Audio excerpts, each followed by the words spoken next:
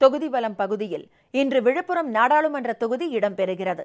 இந்த தொகுதியின் சிறப்பம்சங்கள், வாக்காளர்கள் விவரம், முதலமைச்சர் செல்வி ஜெயலலிதா தலைமையிலான அரசு செயல்படுத்தி வரும் பல்வேறு மக்கள் நல திட்டங்கள் மற்றும் வளர்ச்சி திட்டங்கள் போன்றவை குறித்து இப்போது பார்க்கலாம்.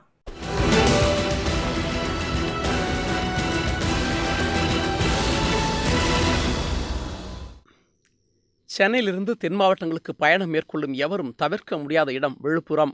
1099 கிராம ஊராட்சிகள், 22 ஊராட்சி ஒன்றியங்கள், 11 சட்டமன்ற தொகுதிகள், விழுப்புரம், கள்ளக்குறிச்சி ஆகிய 2 மக்களவை தொகுதிகள் என பூகோள அமைப்பில் பறந்து விரிந்து காணப்படுகிறது விழுப்புரம். சென்னை மாகாணத்தின் முதல் முதலமைச்சர் என்ற பெருமையை பெற்ற ஓமந்தூர் ராமசாமியை உலகுக்கு தந்த பூமி விழுப்புரம் மாவட்டம். இவர் சென்னை மாகாணத்தின் முதலமைச்சராக இருந்தபோதுதான் தலித் மக்களின் ஆலய பிரவேசத்திற்கு அடிகோலும் சட்டம் இயற்றப்பட்டது. இந்திய சினிமாவின் மார்லன் பிராண்டோ என்று அழைக்கப்படும் நடிகர் திலகம் சிவாஜியையும் தமிழகத்திற்கு தந்த பூமி என்ற பெருமைக்கு உரியது விழுப்புரம் மாவட்டம். இந்தியாவின் முதுகெலும்பான விவசாயம்தான் விழுப்புரம் மாவட்டத்திற்கும் வாழ்வாதாரமாக இருந்து வருகிறது.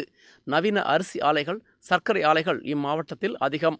திருக்கோவிலூர் உலகளந்த பெருமாள் கோவில், திருவக்கரை வக்ரகாளியம்மன் கோவில், உலகிலேயே முதலாக திருநங்கைகளுக்கு என்றே பிரத்யேகமாக அமைந்துள்ள கூவாகம் கூத்தாண்டவர் கோவில், இவையெல்லாம் விழுப்புரத்தின் ஆன்மீக அடையாளங்கள்.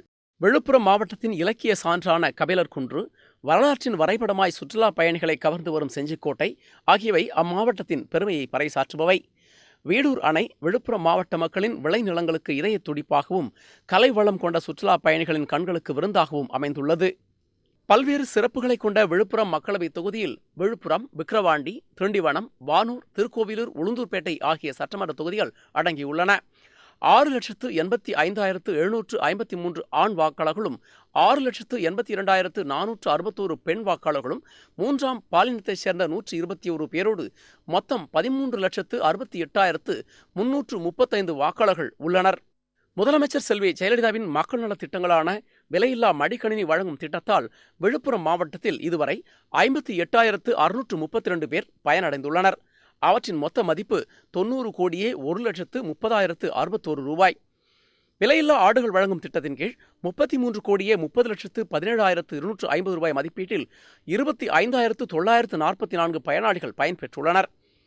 விலையில்லா கறவை மாடுகள் வழங்கும் திட்டத்தின் கீழ் 3,050 பயனாளிகளுக்கு 10,77,75,000 ரூபாய் மதிப்பீட்டில் கறவை மாடுகள் வழங்கப்பட்டுள்ளன.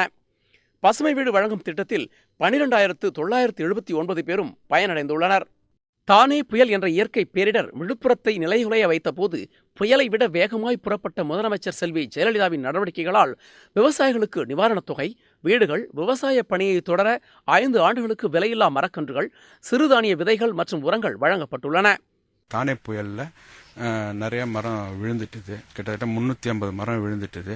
எங்களுக்கு நம்ம மாண்புமிகு தமிழக முதலமைச்சர் அவர்கள் முதல் நிவாரணமாக மரம் விழுந்த ஒரு மாதத்திற்குள் ஹெக்டருக்கு 9,000 வீதம், 4 ஹெக்டருக்கு 36,000 எங்களுக்கு முதல் நிவாரணமாக கொடுத்தாங்க.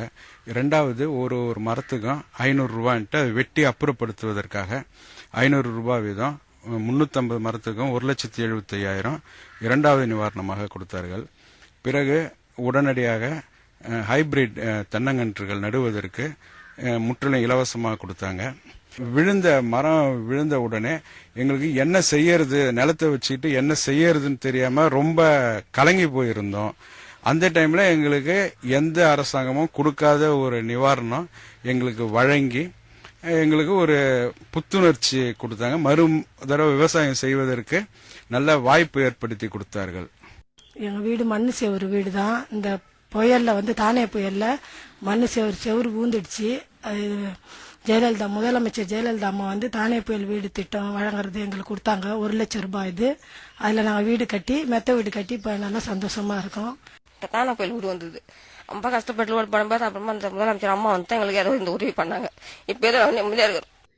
விழுப்புரம் நகரில் குடிநீர் பிரச்சனையை போக்க 10 கோடி ரூபாய் செலவில் புதிய குடிநீர் திட்டம், கடந்த திமுக ஆட்சியில் மூடப்பட்ட அரசு பொது மருத்துவமனை மீண்டும் திறக்கப்பட்டு செயல்படுத்தப்பட்டு வருவது, விழுப்புரம் வருவாய் வட்டத்தை 2ஆய் பிரித்து விக்கிரவாண்டி வருவாய் வட்டத்தை புதிதாக ஏற்படுத்தியது, சென்னை மாகாணத்தின் முதலமைச்சரான ஓமந்தூர் ராமசாமியின் புகழை ஓங்கி ஒலிக்கும் வகையில் அவர் பிறந்த ஓமந்தூரில் மணிமண்டபம் என விழுப்புரம் மாவட்டத்திற்கு முதலமைச்சர் செல்வி ஜெயலலிதாவின் மக்கள் நலம் பேணும் திட்டங்கள் அம்மாவட்ட மக்களிடையே பெரும் வரவேற்பை பெற்றுள்ளன. முன்னாடிலாம் பேரண்ட்ஸ் தான் எங்களுக்கு புக் நோட்ஸ்லாம் வாங்கி தருவாங்க. அதனால் நாங்கள் டீச்சர்ஸ் வந்து லேட் ஆகுது, டிலே ஆகுது, லெசன் ஸ்டார்ட் பண்ணணும் அப்படின்னு எங்ககிட்ட சொல்லிட்டு இருப்பாங்க. ஆனால் இப்போ கவர்மெண்ட்டே ஃப்ரீயாகவே புக் நோட்ஸ்லாம் தருது. இதனால் எங்களுக்கு ரொம்ப யூஸ்ஃபுல்லாக இருக்குது. நாங்கள் நல்லா படிக்கிறதுக்கும் டைம் கிடைக்குது. நாங்கள் முதலமைச்சருக்கு நாங்கள் மாணவிகள் சார்பாக நாங்கள் நன்றி தெரிவிச்சுக்கிறோம். பொது மருத்துவமனை மூடப்பட்டிருந்துச்சு, அதை இப்போ வந்து திறந்து வச்சுட்டாங்க. அப்புறம் குடிநீர் திட்டம் 10 கோடி ரூபாய் முதலீடு போட்டு குடிநீர் திட்டம் வந்து செயல்பட்டு இருக்கு. இவ்வளோ பல்வேறு நலத்திட்டங்களை செஞ்ச அம்மாவுக்கு தான் எங்களோட முழு ஆதரவை நாங்கள் தெரிவிப்போம். எங்கள் ஓட்டு இரட்டை இலைக்கு. விழுப்புரம் மக்களவைத் தொகுதியில் அஇஅதிமுக சார்பில் திரு எஸ் ராஜேந்திரன் போட்டியிடுகிறார். கடந்த மக்களவைத் தேர்தலில் விழுப்புரம் தொகுதியில் அஇஅதிமுக வெற்றி வகை சூடியது. முதலமைச்சர் செல்வி ஜெயலலிதாவின் மக்கள் நலத் திட்டங்கள் விழுப்புரம் மாவட்ட மக்களின் நெஞ்சங்களை நிறைய வைத்துள்ளன. இதன் காரணமாக இம்முறையும் அஇஅதிமுகவுக்கு வெற்றி மாலை சூட்ட தயாராகி வருகிறது விழுப்புரம். ஜெயா பிளஸ் செய்திகளுக்காக விழுப்புரம் பரணிராஜுடன் லாரன்ஸ் விஜயன்.